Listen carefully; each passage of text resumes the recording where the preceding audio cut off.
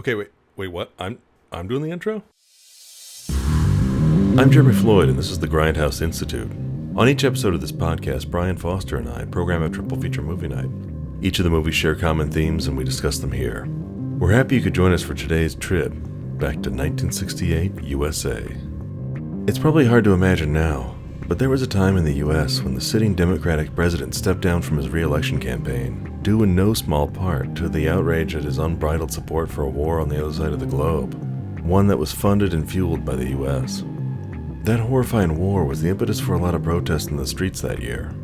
There was also a candidate named Robert Francis Kennedy running for president, and a kid widely portrayed as a lone nut took a shot at a candidate out on the campaign trail, which hit the presidential hopeful near his right ear.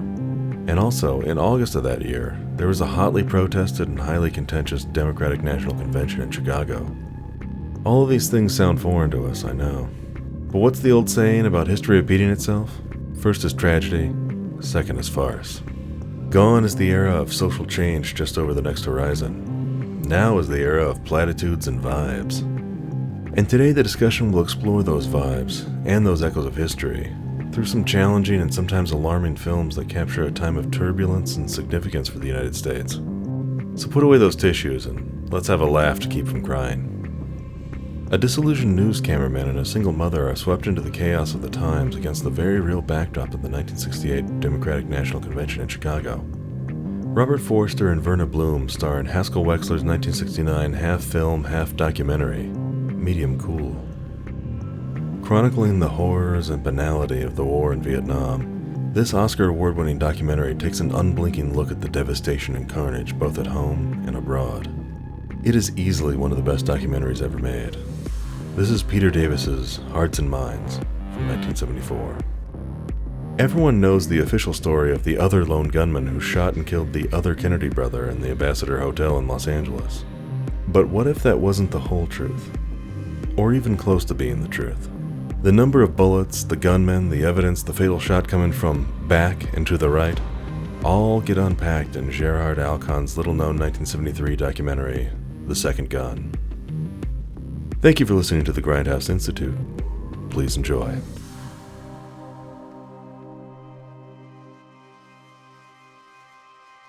We must be ready to fight in Vietnam, but the ultimate victory will depend upon the hearts and the minds of the people who actually live out there. Accordingly, I shall not seek, and I will not accept the nomination of my party for another term as your president. My thanks to all of you, and now it's on to Chicago, and let's win there.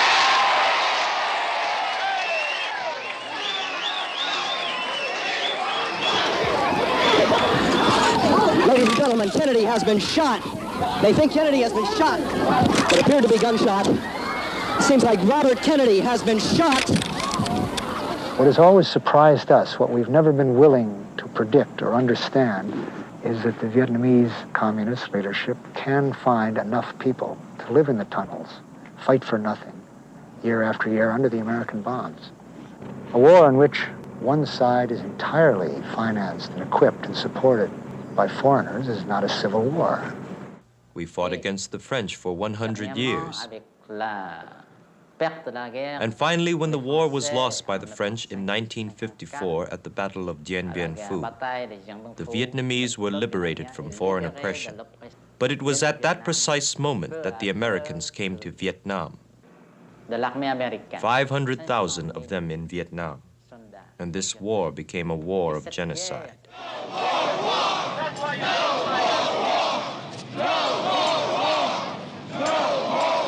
The mayor of Chicago. Mr. Chairman, Colorado rises to a point of information.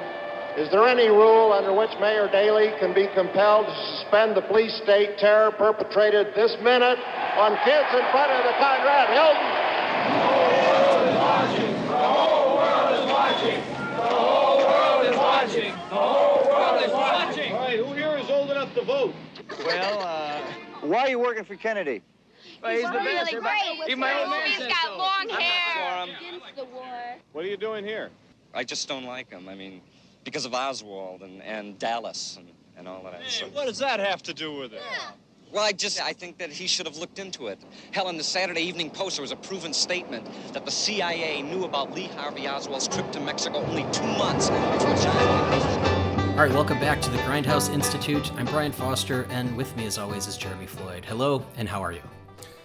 I'm taking comfort in the knowledge that, all these movies we watch today are in the past. And Right. nothing in the past can possibly hurt us. No. There's no reason to think that any of these things could ever be happening today. No, we learn from our and mistakes. We Yeah. learn from our mistakes, exactly. So that's what's exciting about this block Yeah. and where I am today.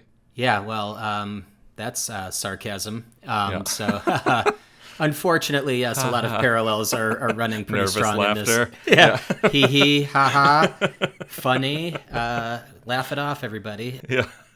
This is kind of our third in our conspiracy, paranoia, political assassination shows, right? With our very first episode being Manchurian Candidate, which is even Right. brought up in one of these pieces. But also we did, Suddenly, and we did the whole JFK conspiracy block. Right. And now we've got his brother. Executive just action. a nice, Yeah. executive action.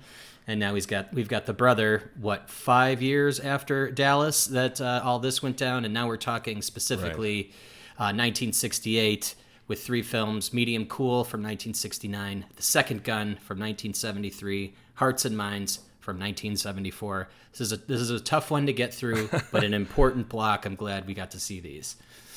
Yeah, well, it's a really wild set of films to put together. All of them are somewhat contemporaneous from the events of 1968. And 2 of them are documentaries. One of them is kind of a documentary, kind of fiction, kind of just, I don't know what, like a... Mixed media or... a poetic musing on the times or something like that. But Right. it felt like the way to go through these is not necessarily in chronological order when they Yeah. came out, but I was thinking maybe The Second Gun, because we'll talk about assassinations, Hearts and Minds, because that's Vietnam, and then Medium Cool, which is the centerpiece at the very end there, is about the 1968 Democratic National Convention in Chicago, and the first 2 films were very much on the minds of the people there. And the hearts. And the hearts. And the hearts of people there, exactly. Yes. Unfortunately not in the Yeah. hearts and minds of the people in Vietnam. Yeah. Which is kind of where that comes Yeah. from. Yes, I mean, I like that, and I think that, usually we're not really beholden to a structure in terms of our chronologicality of these movies. But so I think you're right, though. I think that this kind of goes narratively, makes more sense to start with Second Gun. I think we get into it. Yeah. This was a fantastic documentary, although, definitely aged over time. However, this was comprehensive, is to say the least, Fantastic.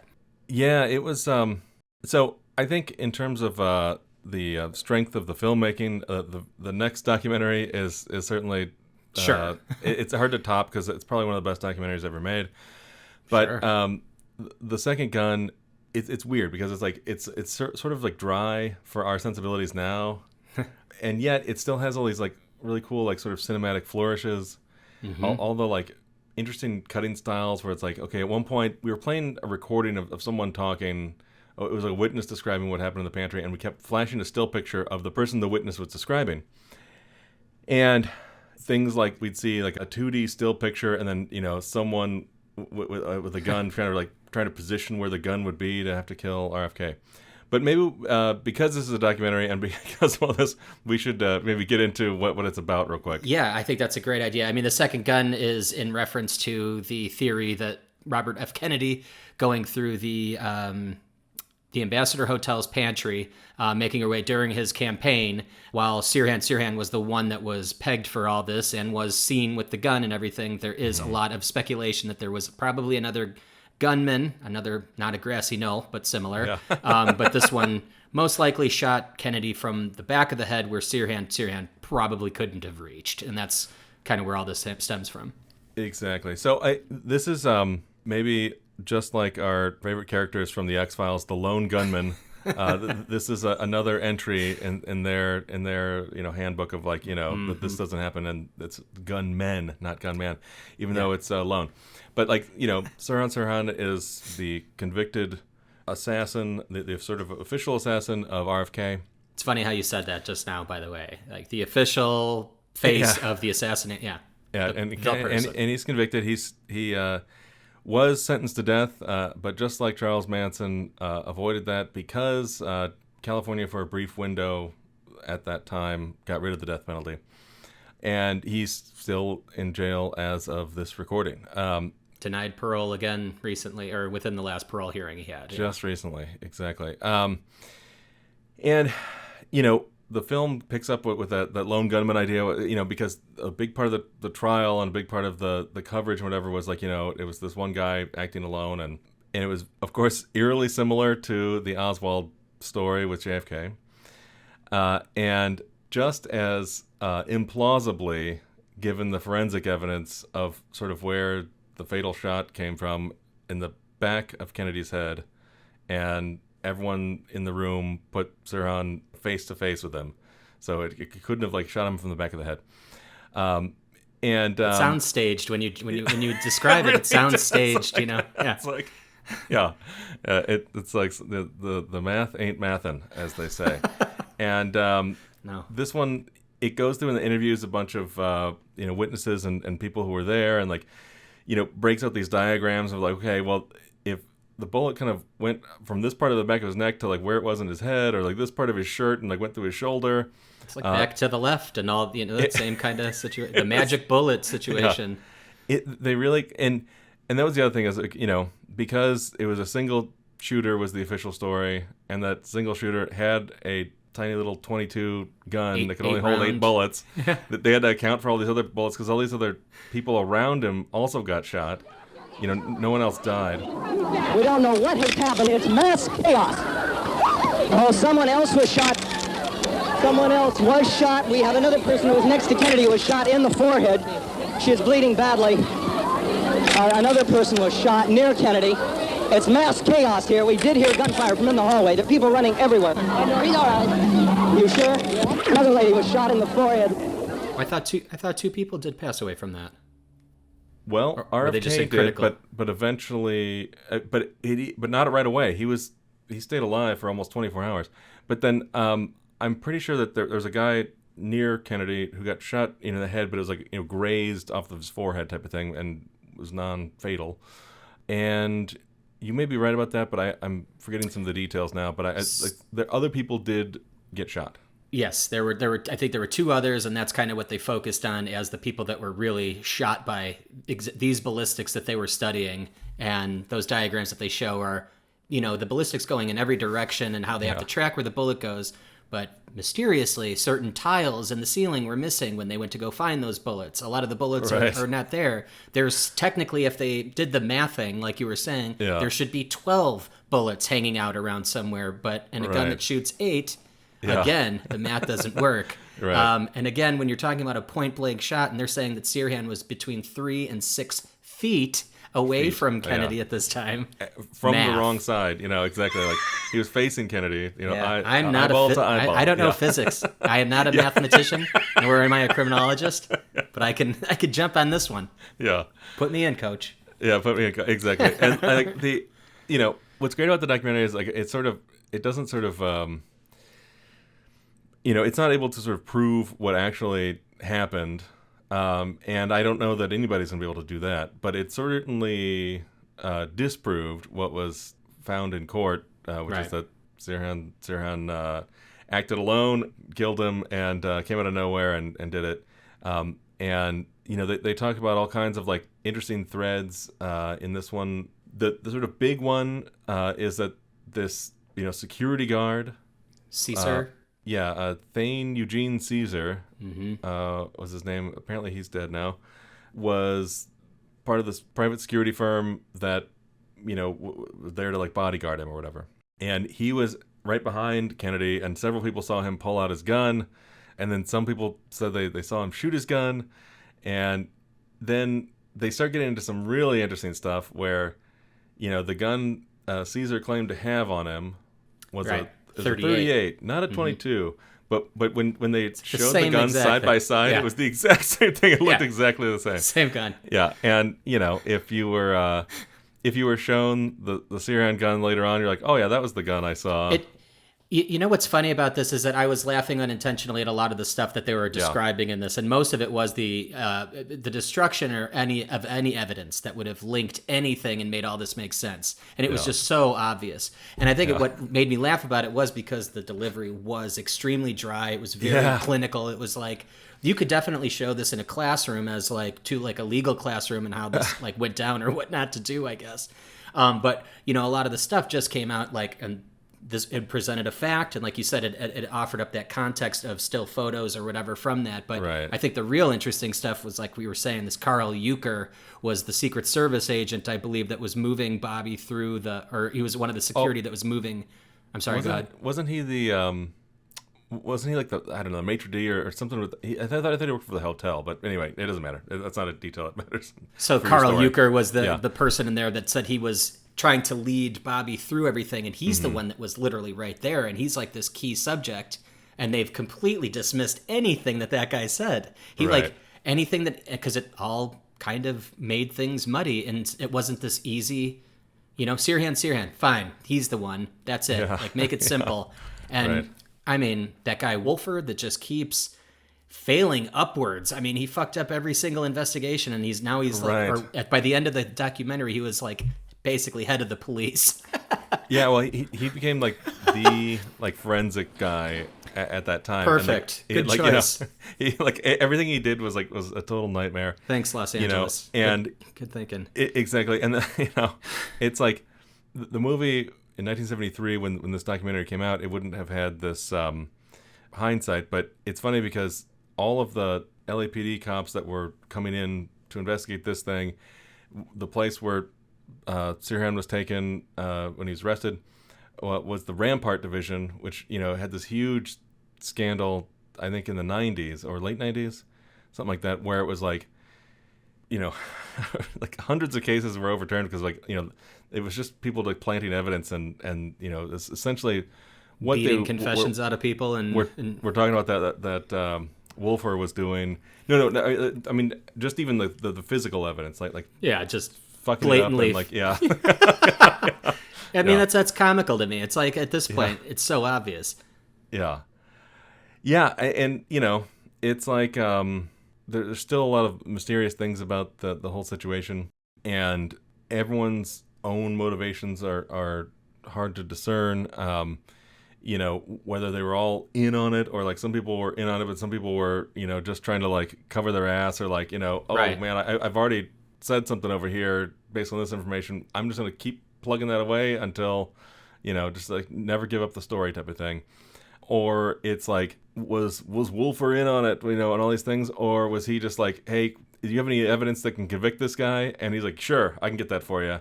And that was his MO because apparently he did that a lot. And fabricating. So it's does that mean that he was part of the vast conspiracy or just this convenient piece of the puzzle? He made his job easier because he was like, they want a conviction. Okay, I'll get that for you. Don't you worry. Yeah, we'll find a way because we know the ins and outs of it.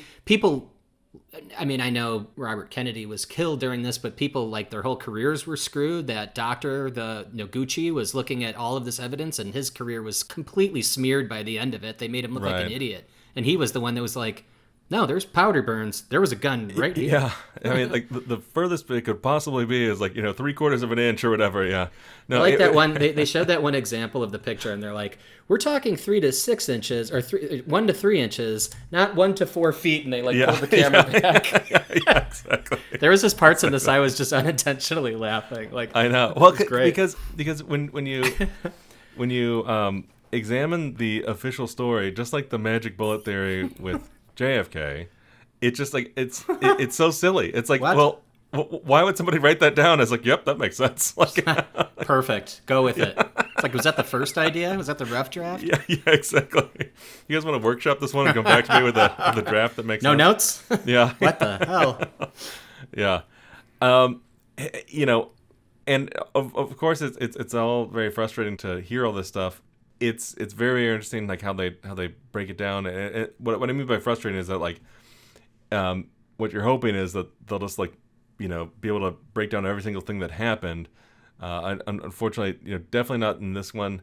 And I don't think anybody so far has kind of fully put it all together. So what would be the motivation of taking out this Kennedy? It's similar reasons to his brother, his policies. Yeah, I mean, it was. I don't know. I mean, yeah, right. Like he just like. So this happened in June, 1968. So like June 5th, I think, 1968. In April, just a couple months earlier, Martin Luther King was taken out. And, both MLK and RFK were able to sort of whip up the public and, get them, moving in the direction to, like, oppose Vietnam and, help poor people and, all these different things that perhaps people willing to kill to stop it, to keep those kinds of things going. I don't know exactly what their motivations are. Another unusual side of the Sirhan case is the occult part. Like the hero of Richard Condon's novel, The Manchurian Candidate, could Sirhan be brainwashed and programmed to commit political assassination? So part of the theory is that, like, in Sirhan not acting alone, part of the thing is that he can't remember anything that happened that night and everything like that. And I don't know how much, I don't think any of this is in the documentary, but it does lead to an interesting little tidbit, so I want to get into it, which is one of the main theories is that Sirhan was like hypnotized and put in the situation. That was absolutely in this one, yeah. Okay, right, okay, great. And that he was very susceptible to hypnosis, and like that he had no memory of what happened that night. And yes, sir. And yeah, Manchurian Candidate stuff there. full on Manchurian Candidate stuff. Yeah. Although, it seems like none of the bullets from his direction where his gun was hit Kennedy at all. So he's like a stormtrooper. He couldn't even hit him. I think one of them went through his jacket, right? Yeah. Well, all sort of 4 bullets that hit Kennedy, or there were 3 bullets that hit his body and one that went through his clothes and didn't hit his body. But they all came from sort of the back and then on a lower angle up. Mm-hmm.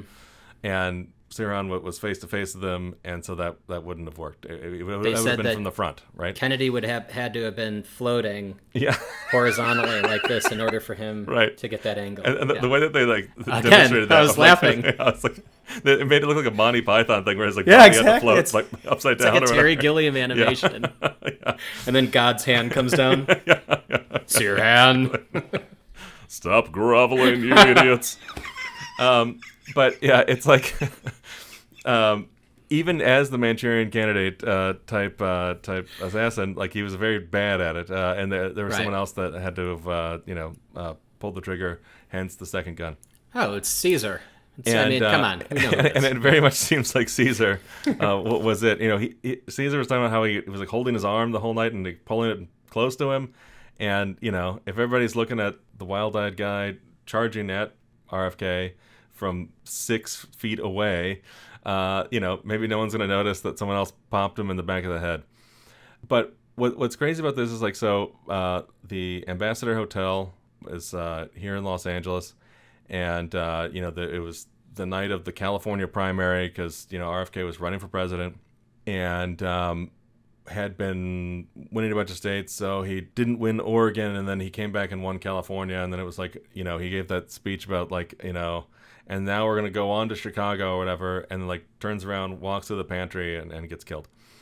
And on to Chicago is the Democratic National Convention, which is sort of featured in the last film. But the night before, because they were in California, RFK stayed at a friend's house out in Malibu, and that friend was John Frankenheimer, the director of The Manchurian Candidate. In a very strange coincidence. No kidding. Yeah. So how about that for cue the theremin music? Or, Cue the theremin music. Yeah, that wasn't in the film. It was just like a piece of trivia I had read about that. No, I mean, this is one of those films that'll make you go right down the rabbit hole on all of this stuff because I think that there's a lot out there. But We didn't mention Chirac, the actual person that was doing these interviews and these investigations, and he wasn't the filmmaker though, right? He was just the subject of this. Yeah, right? yeah. The filmmaker was Gerard Alcon.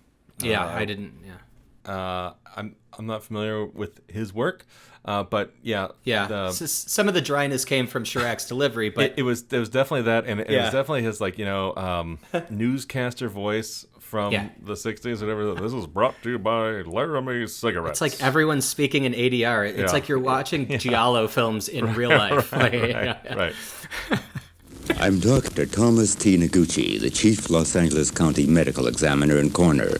Dr. Noguchi, how many gunshot wounds did Senator Kennedy sustain? The autopsy findings revealed that there were 3 gunshot wounds.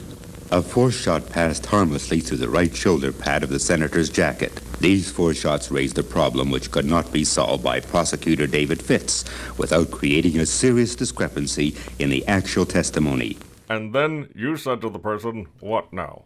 And then it sounds a little inhuman in the way that we're used to hearing newscasters the conversations were very well structured too. Like it was like every answer that he'd get from one of his interviewees was restating the question and then giving their full answer, but we didn't need to cut away, didn't need to fill in with anything, because he must have had that interview system buttoned up, because he was getting some good info from these folks. Yeah. And it seemed pretty robotic, but in, like I said, like a good educational way. I don't know, it felt good. I like this one.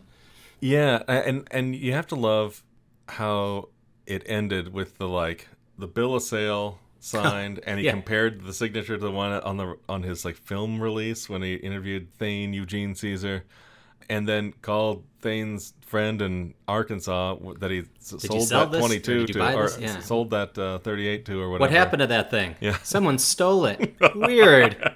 Very weird. No shit. What luck? Damn. It's like it just kept going. Yeah, exactly.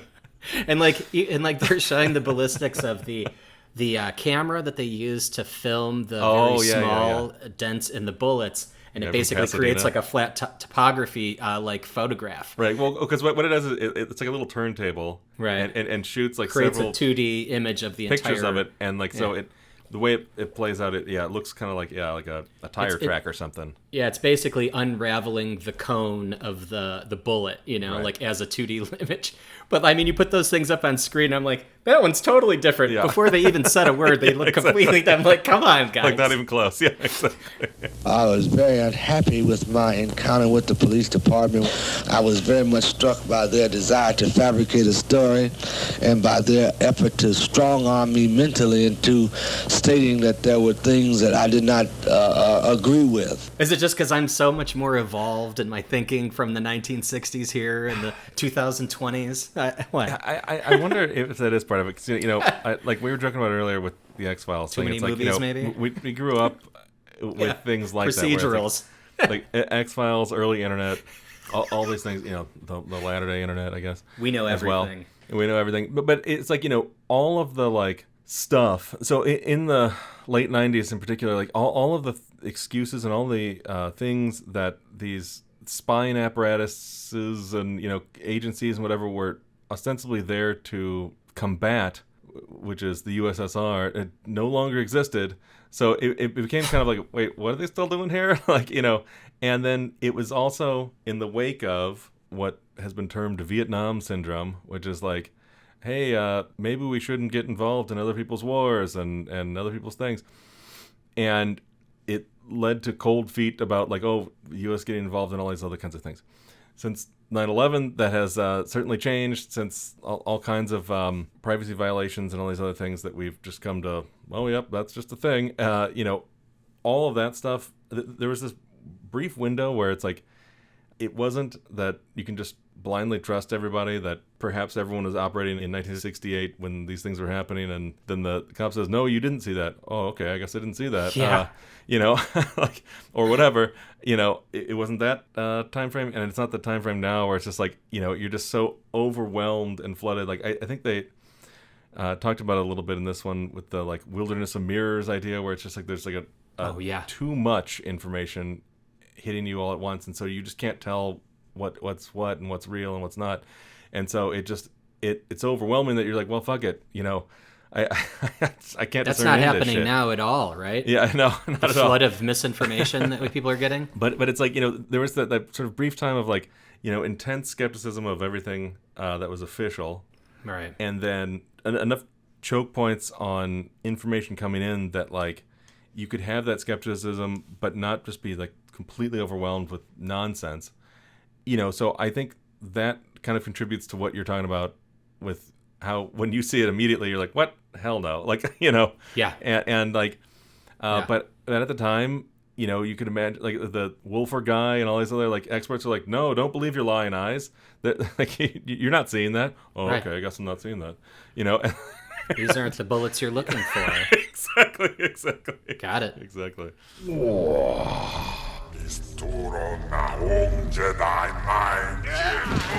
You will bring Captain Solo and the Wookiee to me.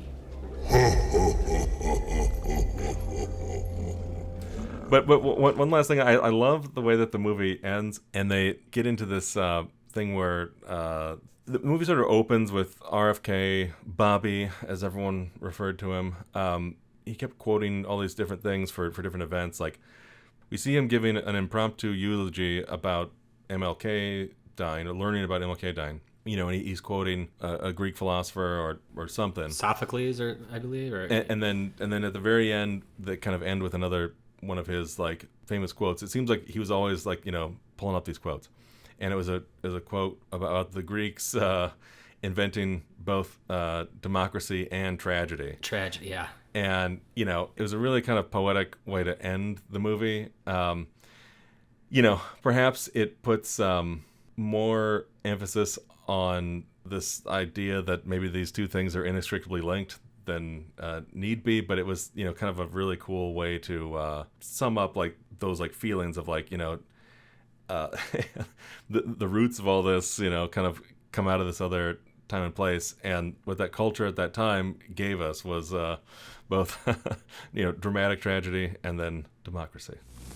Prophetic words written 5 centuries before Christ in Greece, where democracy and tragedy were born, spoken by Robert Francis Kennedy 5 years before Watergate. Democracy has endured, and also tragedy. Let's move on to Hearts and Minds. Let's do it. I needed to take a quick emotional break after this one.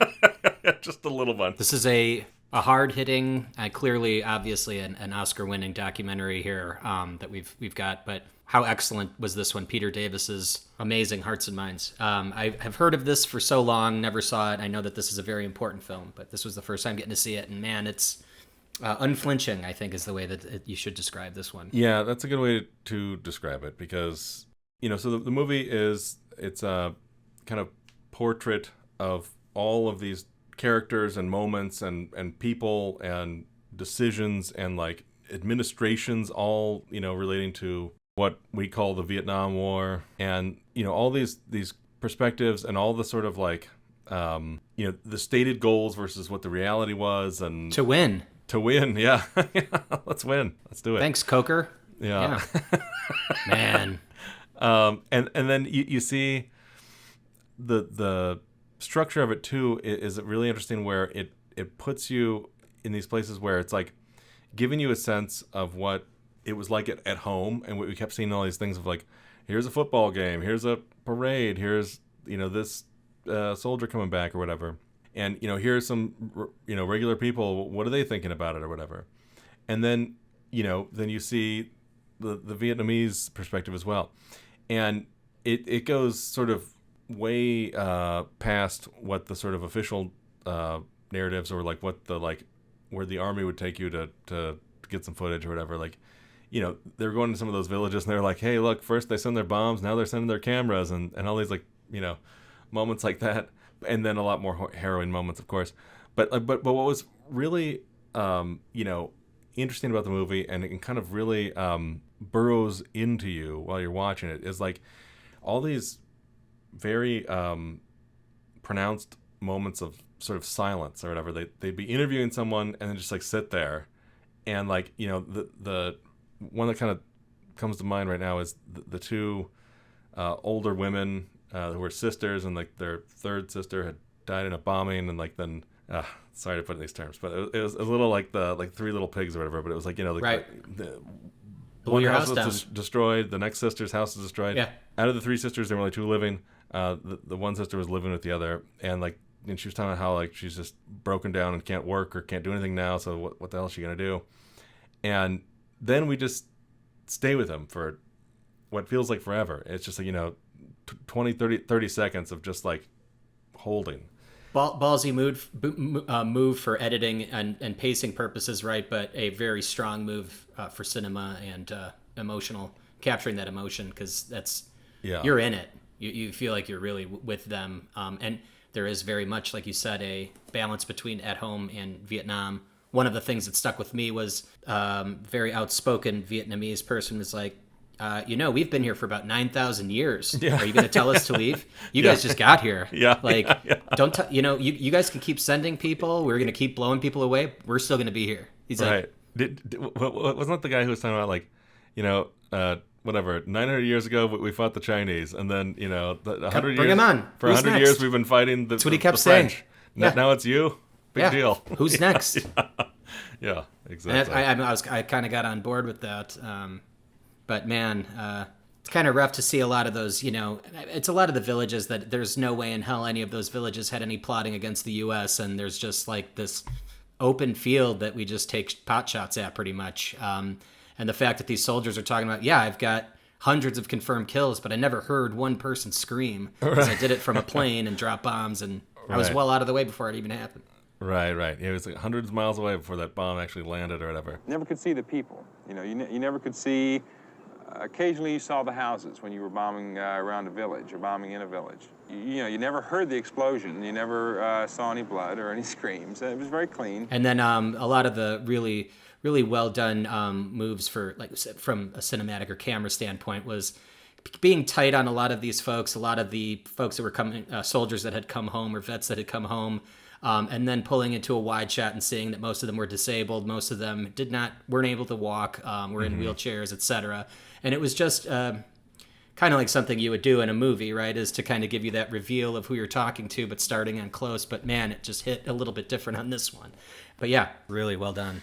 Totally. And then, you know, just like all the little, they did that. It was like kind of early on. They did a montage of, like, you know, 5 presidents in a row saying we're victory's just around the corner. We've almost got these. They're on the ropes, you know. And then then later on, like you said, that there was a couple different people they interviewed about, like, well, you know, 6 of my kids are all died because of Agent Orange or whatever. But you know, we're never going to stop fighting. We can't, you know. And like, you know, or there's the guy who's like, you know, we've been fighting this shit for 900 years. We fought against the Chinese for 12 centuries. We fought against the French for 100 years. And finally, when the war was lost by the French in 1954 at the Battle of Dien Bien Phu, the Vietnamese were liberated from foreign oppression. But it was at that precise moment that the Americans came to Vietnam. What was great was, like, and I'm sure at the time it had a lot more resonance too, because, like, you know, everyone would be inundated with the propaganda whenever you begin at home about, like, oh yeah, there's just a few more battles, there's you know, this hill and that thing, and like, you know, you said that 2 dunes ago. Yeah. I know. Yeah. That's what I got out of it. I know it's funny, but that's kind of what I'm like. It's like ridiculous. It is, you know, and for us, it's sort of like it would be similar to the experience of, like, hearing about, you know, things in Afghanistan or wherever. It's like, you know, okay, and late 2002, they're like, you know, Bush declares victory, right? He goes on that fucking aircraft carrier or whatever, and it was like, you know, 20 years later, they're still there. You know, it's like cool, insane. Yeah, we're ready to leave. Yeah. Sounds like a good time to go. Yeah. Maybe now is the time to exit. Right, and it's like, you know, you get a sense anyway. It's so hard to see because, like, you have to zoom out so far, but like you get a sense of, like, the machinery just, like, humming away, and it's like how it's like, you know, no one can sort of get out of this thing because, you know, everyone is just like, well, that's a loser to say that we're putting our tail between our legs and going home, we've committed to all these different things, and we said we're going to do this, and everyone's fighting, everyone sacrificing, and all the brave soldiers, and it's like there were all these excuses. But Nixon said we were leaving not as a loss. Nixon said flat out, this was not a loss. This was us leaving with our heads high. Yeah. And then the North Vietnamese came in and took the South anyway, right? Once we left. God, the parallels to Afghanistan were so naked. It was like, everyone was like, the media, they were so mad about the last chopper out of Saigon in Vietnam, just like they were, you could see all the, snarling talking heads on cable news and whatever here talking about the base in Afghanistan where there's that fire and there's these things, and like, and just like the South Vietnamese and the ARVN or whatever, like, fell in like 20 seconds to North Vietnam, like, in Afghanistan it happened, in 10 seconds, and it was like, okay, our fake government that we left behind there in Afghanistan, they're now the Taliban. Never mind. It's like, it's like same thing, right? The final copter hadn't even gotten out, and like it was, they're like, no, we're good. We're going to be the Taliban. Whew. Because of the response at home to Vietnam, and seeing body bags, coming home in the news, and like seeing the things like the guy getting executed in the street. Jesus. The squirting geyser of blood in the middle of the street like that? That was right. So there's that famous, it was a still photograph, but I guess someone was also nearby who was taking a newsreel thing as well. Because I think I've seen that in a still. I don't think I've ever seen that in motion, though. And it was like, this captain or whatever in South Vietnam just like takes this prisoner whose hands are tied behind his back and like shoots him in the head at point blank. And then the guy just, falls and obviously is dead. But like, there was that famous picture there, and then, another famous picture of that little girl running down the street completely naked, like roasting in napalm. God. And then we saw, again in this, like both of those famous pictures, which were still pictures, that became really famous, both of them we saw in motion in this thing, and it was, just as horrifying as you would imagine it would be. But that type of imagery for, I guess the entire duration of, Iraq and Afghanistan for us in the 21st century was like, just like, not available, not allowed, type of thing. Mm-hmm. And that for at least the Defense Department, whatever, was one of the lessons they learned in Vietnam. Don't let anybody see the horrors. Don't let cameras in, basically, or if they do, make sure that they're in the right places. Let's look and see what these villagers over here. Oh, they're doing great now because they're working under the South Vietnamese thing. They're on the tourism board or whatever. The dog and pony the shows that they put on. Right. Many bombs, many coffins. These are for children. 800 or 900 a week. I have lost 7 children myself. Many have died here. Though it's nothing like in the countryside. Many more have died there. I didn't know who Peter Davis was before this, but it looks like he's been a pretty prolific writer, journalist, etc. And he was also married to Joanna, who was then Joanna Davis. However, she was the daughter of Herman J. Mankiewicz, the person that wrote Citizen Kane, as well as doctored up a bunch of scripts in his time. Just a prolific writer, yeah. That's interesting. So Joanna's brother, Frank Mankiewicz, who is also a son of Herman J. Mankiewicz. He was in our previous... And the father of Ben and Josh Mankiewicz. He was, featured a little bit in The Second Gun because he was part of the RFK team. Right. Interesting. He was the speechwriter, right? Yeah, I mean, I know he was like a journalist for a while, but I think he was maybe a speechwriter on the campaign or something. Yeah. Yeah, it was interesting to see him, and then I saw this, and I'm like, okay, now everything's starting to bubble up that whole time. And then I was thinking, the TCM guy as well, that Mankiewicz, Ben. He's so great. He was just on not Trailers from Hell, but Movies That Made Me. He was just on Okay, cool. That was a good one. But I thought that was interesting. Yeah. The people in delegating authority do not give their public servants the right to decide what is good for the people to know and what is not good for them to know. The people should insist on remaining informed so that they may retain control over the instruments which they have created. First the French and then the United States had been predicting victory in Vietnam. Once in 1962, I participated in such a prediction myself. But for 20 years, we have been wrong. The history of conflict among nations does not record another such lengthy and consistent chronicle of error as we have shown in Vietnam. It was so wild, like, they didn't shy away from getting people's opinions who seemed to not agree with the filmmakers. You know, it's like, there was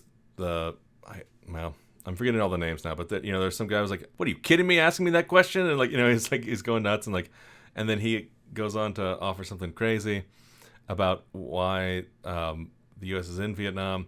Never got a straight answer out of anybody, to be honest. Yeah. I mean, besides it being a Cold War preventative tactic, right? We don't want communism to seep into other parts of the world, especially the U.S. Yeah. So we stop it, right? We contain it, and that's kind of go our out there and just exactly. Yeah. And that and even that as an excuse, it's like, at what cost? My God, right? And what was the outcome? And then at the and then at the end of the day, exactly. But history is repeating itself, and that's the frustrating part of all this, I think. Just a little bit, and then you hear all these people like the General Westmoreland, that guy. Yes. Who was talking about the stoic, huh? Yeah, he was pretty brutal about and it was such that the Orientals don't have a worthwhile life. They have a cheap life. Right, or the Oriental doesn't value life, or however you put it. Yeah, whatever it was, they were a lesser individual than we were. They weren't even an individual. Right, they're like they're subspecies, they're like subspecies, like some kind of animal, because they don't value human life the way the Westerner does or whatever. Well, the Oriental doesn't put the same high price on life as does the Westerner, and as the philosophy of the Orient expresses it, life is not important. Did you get the slime all over the screen as he was saying that too? Like, man. I know. Well, and it was like such. Well, two things. Well, first thing I was going to say was just that it was amazing how the film was able to get people like that guy and several other folks like that who wholeheartedly believe in these things to sort of like, expose themselves and to put their cards on the table and like, they drop the propaganda that would be for the average consumer and just, put some of their naked feelings out there, which included things like, people in Vietnam are not people, they're not human beings. And then on top of that, during that scene, it was put together just so incredibly, where we see this guy say that, and at the same time we're seeing this like scene of a funeral, and that woman just like trying to like climb into the grave of her loved one. Oh my God! It was it was wild. It was just like it was so effective, and like the entire end of the movie is some of the hardest stuff to watch. Yeah, I was gonna say the last half an hour, 20 minutes it's really rough to get through. But yeah, again, brutal. Very important. Definitely worth a watch, especially for anybody that's interested in documentary filmmaking, because this is a clinic in how to do that and how to elicit emotion. Right. My God. Yeah, and same with same with the pilot who kind of regretted what he was doing, and like that was the same guy who was like, yeah, I never heard the screams. I was 100 miles away, and then he starts breaking down, thinking about. Well, he has an arc, right? What if they were coming over here and doing that to me and my kids or whatever. Now all of a sudden my perspective's changed now that I've got a family and I'm here. Now what if the roles were all reversed? Right. I would do the same damn thing. Right. And exactly. And it's like, the only way that these things can work is if you or we are conditioned to believe that these people in our hearts people and minds. Yeah, exactly. Right. Exactly. Well, the irony is like, that speech I think came from LBJ or something. It's like, well, we're just gonna go over there and we're gonna win those hearts and minds, and we'll show them that this is the right path, and and boy, did they not even try to do that. No, there's a better way, I'm sure. Again, first draft, guys. First idea. Yeah. Some notes are needed. Just the irony of him claiming that, and then versus what we actually see them doing. It was pretty rich. I think all of that sort of sets the stage. We've got assassinations. We've got the war in Vietnam. We've got the race for the Democratic seat. So LBJ decides he was going to be running, and he decided, you know what, I'm done with running. Someone else is going to run. I'm unpopular. Yeah, this is not going well. I'm just gonna bow out and then not seek re-election, and will not accept re-election. And then this contingent coming to campaign for that seat, and it's crazy because I think it was like April or something. It was really late in the game that LBJ decided to drop out, and they still had a primary where, which is like mind-boggling for us because presidential primaries, here and now, like last like a year and a half, like 2 years or whatever they are. It's like insanely long. They're half the term, yeah. Yeah, it's like, it's like it's constantly an election season. It's a fucking horse race. It's like endless. So and then fix this. But it's like it was wild to consider that at that time RFK didn't sort of get in the race until May. It was like LBJ dropped out, RFK got into the race in something like May or whatever. And then the Democratic National Convention, when was that? I think that was August? I think it's the same time as it is this year, right? It's like right now. It's in 68, right? Right. Yeah. In what city is it going to be in? With the Chicago one, you mean? Yeah. So we're going back to Chicago. We're doing it again. But anyway, and it was like, just think about how short the presidential race would have been at that time. It's just, it was something to behold. Well, it's a difference between a person who types something and a typewriter. The typewriter doesn't really care about what's being typed on it. But a typewriter is a machine, and you're not a machine. Actually, I'm kind of an elongation of a tape recorder. To give you some background on this movie, though, a little bit, we're following Robert Forster, who's a bit of a Nightcrawler-esque cameraman, news cameraman that basically will do anything for the shot, or I guess not do anything for the shot, as we're introduced to him right off the get-go in the middle of a car wreck where somebody is clearly injured, and they stop to get their audio, they get a bunch of good shots, and then they call in the help, the ambulance. So we get a nice intro to Robert Forster's character here, and I guess the entire, compressed media world of, that it is more important to get that shot and to get that big the Emmy nomination or that big notoriety through the camera, through the lens. Yeah, the Pulitzer, sorry, that's what I'm looking for. Yeah. You always want to get that as opposed to maybe helping somebody and putting that fucking camera down. But. Right. Yeah, and it is interesting because, the movie is kind of half documentary. It was something that the Haxel Wexler and the filmmakers here were wrestling with in this movie, was like, what the sort of moral obligations are. Mm-hmm.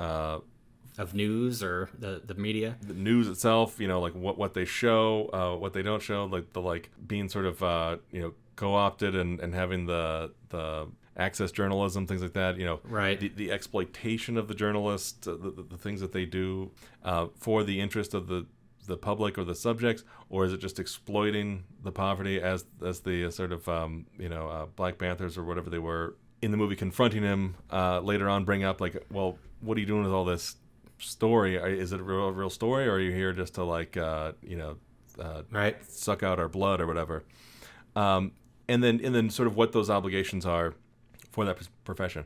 And it doesn't necessarily have a lot of answers in that sense, but it's bringing them up in the sense that these are things to wrestle with, and the ethics and the morality or whatever of what this profession is. It has happened always, whether it was a photographer or a journalist or a cameraman, when you are in the middle of something happening, it is a risk of the profession. Was this Robert Forster's first film? It's certainly the one that put him on the map, but I don't know if it was his first. It probably was. According to this, no. He He was in 3 movies before this, apparently. But Alligator was after, right? Alligator was after. Yeah. I think that this was his best performance that I've seen next to Jackie Brown, to be honest.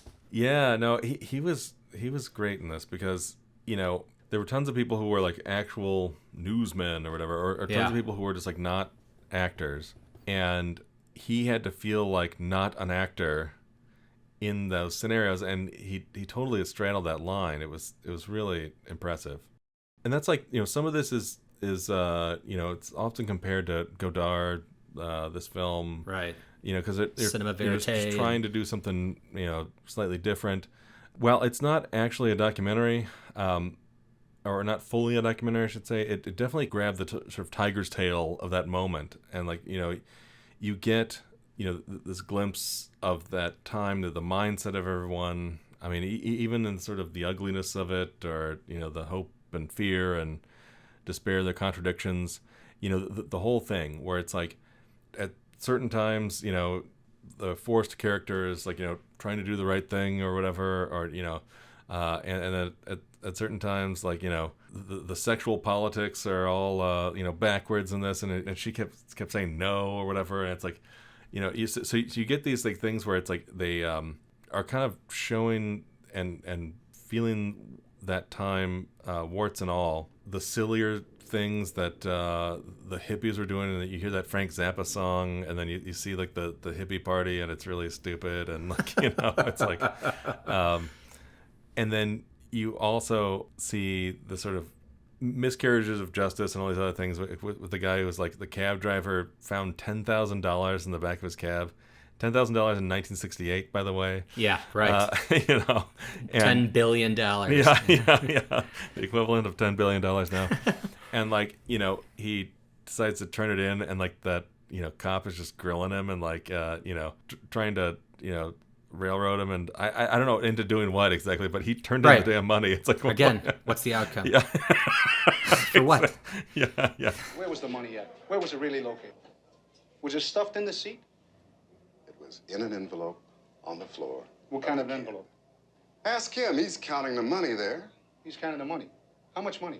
$10,000. You sure it was $10,000? Wasn't $9,000? Wasn't $11,000? Yeah, it was $9,000. I put $1,000 of mine to go along with it to make it 10. So it has a lot of like it takes a critical lens at the culture and the world at that time, but it feels like like I was kind of saying earlier, like the sort of most vicious perspective on that, it was just that of like journalists or whatever, and how some of them are those like nightcrawler vultures. Mm-hmm. And citizen journalists sometimes, and then what that line between exploitation and like documentation is, right? But I think they talked about, or Forrester talked about, or maybe him and his sound colleague talked about at one point, like that there was this like they've gotten used to know what to do during a tragedy or an assassination or whatever. There's a series of steps. There's a script. There's like you line it up. Yeah. The way he described that was really interesting, and it felt so formulaic, but that was such a big point, right? Right, exactly. The media's got a script now, by the numbers. Flags at half-mast, trips canceled, ball games called off, schools closed, memorial meetings, memorial marches, moments of silence. The widow cries, and then she says brave words. More moments of silence. And then the funeral procession. When the script is finished and Tuesday comes around, or Saturday, and National Drain-Off Week is over, everybody goes pretty much back to normal. Normal this, normal that. Normal. Yeah, and in that year, they would have gotten used to it. I mean, two extremely charismatic leaders that people put a lot of hope into got assassinated like back to back. I mean, it was like April and June. It was so crazy. Right. How soon right after the other one was. And, the movie has these like poignant moments where we're hearing the final speeches both of them gave. And I've seen the promised land. I may not get there with you, but I want you to know tonight that we as a people will get to the promised land. Prophetic, right? Like... Yeah, I mean, it's, and of course, there's something sort of chilling hearing that as like one of his last speeches, and then he's assassinated shortly after. And then they had the moment with RFK giving the end of his speech and see you in Chicago or whatever, and then we see like a 3 seconds of a reenactment of him walking through the pantry, and then it cuts away. Mayor Yorty has just sent me a message that we've been here too long already. So my thanks to all of you, and now let's go on to Chicago and let's win there. So it feels like you could feel the sort of some of the despair or whatever in the movie, in moments like that, in moments like seeing the National Guard prep for and then execute the prep it had made at the convention outside, including those like those Jeeps with all the like barbed wire and whatever craziness up front. Yeah. And like it was such a crazy image. Funny enough, like that was just reading about the film and how they did it was like that they went and filmed that National Guard training exercise. That was real, right? Real training exercise. That was a real training exercise, and they just kind of went out there and filmed it, and had Robert Forster kind of run around, and then at the end with the violence and whatever, the cops beating everybody up and corralling people with those those Jeeps and horses and whatever. It's like Soylent Green, right? Yeah. That is what I thought of. Like when I saw the Jeep with the like barbed wire all over it and like the little cage. It's like apocalyptic shit right there. It reminded me of like how they used kind of bulldozers in just to take out the people in Soylent Green. Jesus. They're making our food out of people. Next thing they'll be breeding us like cattle. I guess the filmmakers had an inkling that things were gonna kind of kick off at the DNC.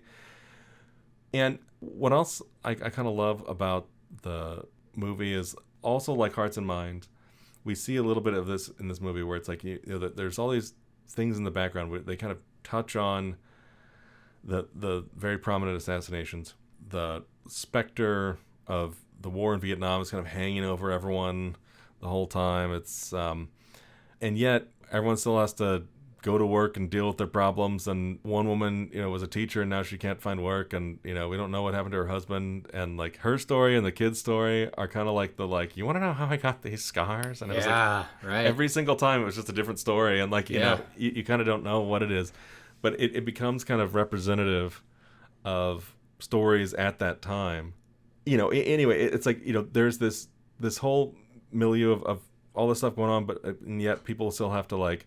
I have to ride a taxi, and I have to work at this place or do that, and like, I have to go to school and just watch TV all day, and like, or whatever that kid is talking about, and like, what's his name loses his job and whatever, and it's like, so there's still like this sense of like something big and important happening, but then also like the sort of day-to-day drudgery that like keeps you from being able to engage in the sort of like bigger picture.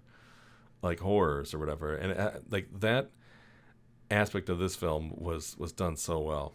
When you come in here and you say you come to do something of human interest, it makes a person wonder whether you're going to do something of interest to other humans or whether you consider the person human in whom you're interested.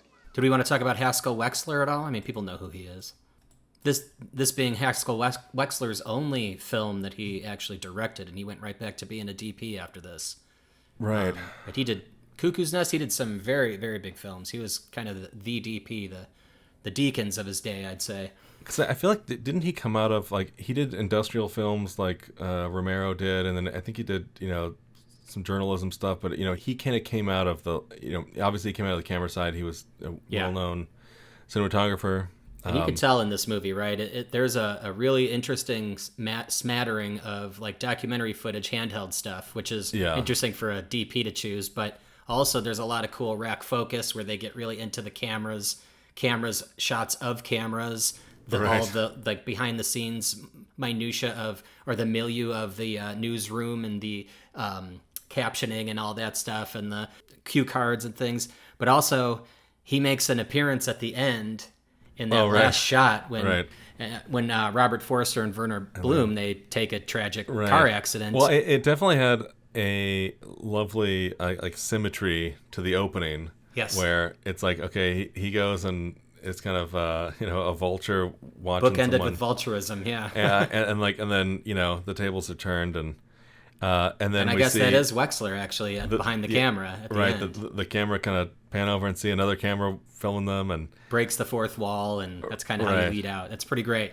That was pretty strong. It was like the movie itself, like I said earlier, like it had that sense of like kind of doom and gloom or whatever, just based on the sort of like the bummer ending type of thing. It's like it's a little maybe Night of the Living Dead or maybe more likely Easy Rider. Yeah. But I feel like the poignancy was stronger in this one than it was in Easy Rider for that kind of tragic ending. But I think perhaps the key to the hope in the film was akin to that speech that Martin Luther King gave about hey, we may not get to the promised land. That speech kind of reminds me of this quote. It's like a rabbi who lived in the year 7 or something like that. It's like very long time ago, but he had some quote about like how it's not your duty to finish the work, but neither are you free to abandon it. And so the idea is like even if it feels like futile, like the idea is you still have to pursue it, and that's what it kind of feels like. The sort of sense of like tragedy and hope in all of these films, but particularly in Medium Cool. So you're telling me there's a chance? Yeah. Good. First on one. So you're telling me there's a chance? Yeah! All right, thanks so much for listening. Please make sure to subscribe and follow us on all the podcasts and social platforms at the Grindhouse Institute. And if you really want to give us a boost, check us out on any podcast platform and leave us a rating and review. It helps us to get noticed. Thanks so much, everybody. We'll be back next time. Ciao.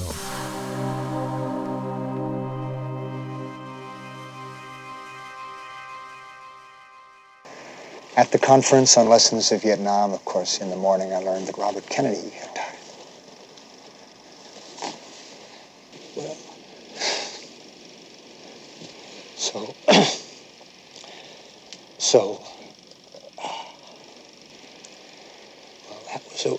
that was a way for a lot of people to feel powerless.